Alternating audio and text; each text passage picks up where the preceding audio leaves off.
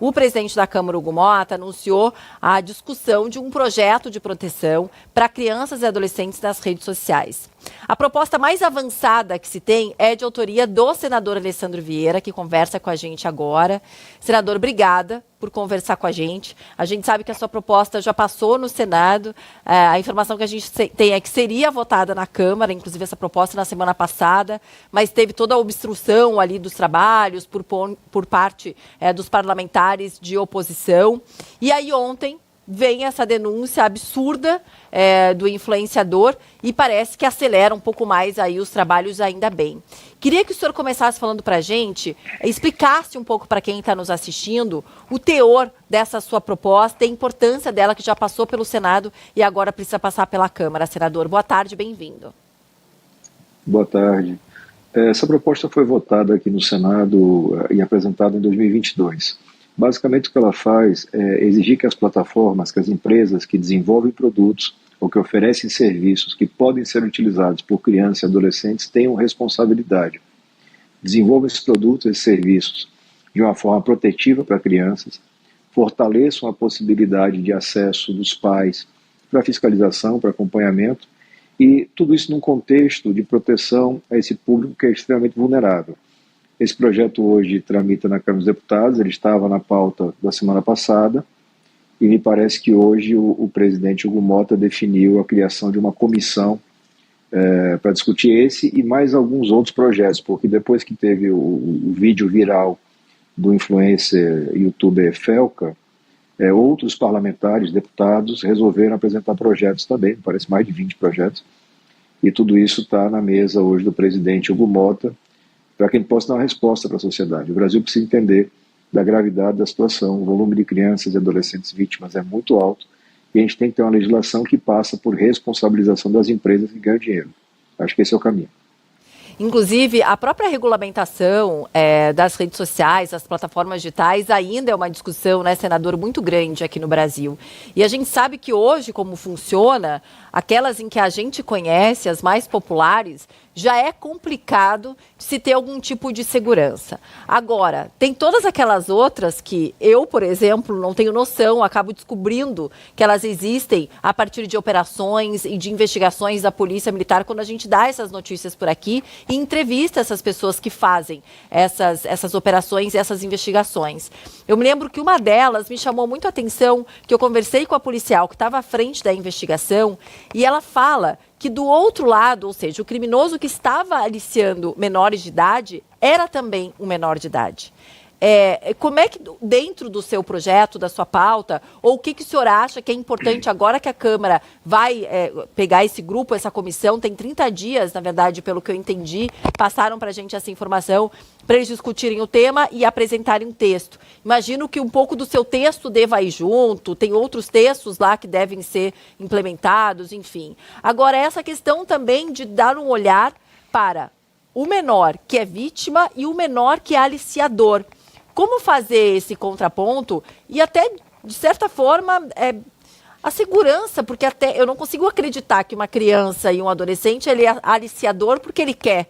Alguma coisa aconteceu ali no meio do caminho. Como proteger esses dois lados, senador, na sua opinião? O que nós temos é a necessidade de regulamentação das ferramentas, ou seja, que técnicas são utilizadas, que aplicativos são utilizados por essas pessoas que cometem crimes, sejam adultos ou adolescentes. A internet facilita contato, então a consequência disso é conectar vítimas e agressores. Desde agressores que atuam na linha da instigação de suicídio, automutilação, exposição pornográfica, a crimes financeiros, pecuniários, golpes, estelionatos, furto de dados. A internet facilita isso tudo. E particularmente quando a gente fala de um público vulnerável, que é criança e adolescente, a gente tem que transferir para o mundo digital aquilo que para nós já é natural no mundo real, que é o fato de que você não deixa seu filho ou sua filha na rua por horas, em um lugar desconhecido, ou conversando, interagindo com pessoas que você nunca viu. A gente tem que levar essa compreensão. E para que isso aconteça, trazer as empresas para a responsabilidade é fundamental. Garantir que essas empresas invistam um pedacinho pequeno de tanto dinheiro que eles ganham com circulação de dados em técnicas de segurança, focadas particularmente na proteção de crianças e adolescentes. Então, eu espero que a Câmara dos Deputados finalmente avance nesse tema. O Senado já é pelo menos a segunda ou terceira tentativa que o Senado faz de legislação para que a gente tenha finalmente no Brasil uma norma, porque esses parlamentares precisam lembrar de duas coisas importantes. A primeira delas é que a cada dia, a cada hora, nós temos milhares de crianças e adolescentes sendo vítimas por conta dessa inércia do Congresso. E segundo, se a gente permanecer inerte por mais tempo, em algum momento o Supremo Tribunal Federal vai estabelecer uma norma por interpretação, novamente ocupando a lacuna que é deixada pela omissão do parlamento. Então acho que a gente tem que botar a cabeça no lugar, deixar de lado um pouco esse tanto de polarização burra e focar em uma pauta que defende o cidadão de verdade. Senador, porque, se não me engano, a aprovação do seu projeto no Senado foi feita no final do ano passado, acho que novembro, dezembro. A gente está falando aqui de agosto de 2025, um tempão onde esse projeto já poderia realmente ter sido votado, né? Mas outras coisas acabam passando pela frente e é muito triste que a gente precise de um vídeo de um youtuber fazendo essas denúncias, né? Para que aí os políticos que foram eleitos, inclusive para cuidar da população, possam votar a se debruçar em cima desse assunto. Qual que é a sua expectativa, senador, agora que o Hugo Motta já falou de ser criada essa comissão, esse grupo, de um texto que eles têm ali para apresentar em 30 dias, qual que é a sua expectativa, já que o seu texto é o que mais avançou, pelo menos até agora? A gente tem que superar um desafio, porque aqui em Brasília, quando você não quer resolver alguma coisa, você cria um grupo de trabalho, uma comissão. Eu vou lembrar, semana passada o projeto estava pronto para ir a plenário para ser votado. Agora ele dá alguns passos atrás, porque se cria uma comissão e vai reabrir a discussão. Quando você reabre a discussão de um tema que envolve interesses econômicos gigantescos, a gente está falando das empresas mais ricas da história do capitalismo, é sempre muito difícil.